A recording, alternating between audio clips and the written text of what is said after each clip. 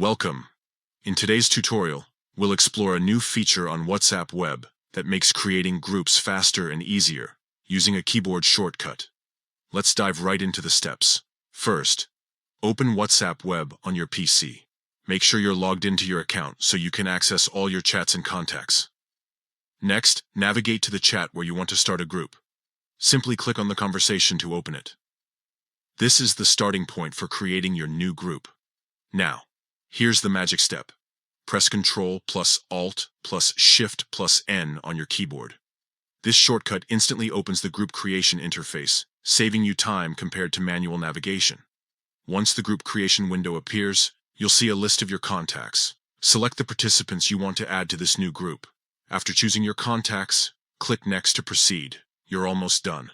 Complete any additional steps, such as naming the group or adding an optional group photo. When everything looks good, click Create to finalize your new group. And that's it. You've successfully created a new WhatsApp group using the shortcut feature on WhatsApp Web. This streamlined process is perfect for quickly organizing chats with friends, family, or colleagues. Thank you for tuning in. If you found this tutorial helpful, be sure to share it with others who might benefit from these tips.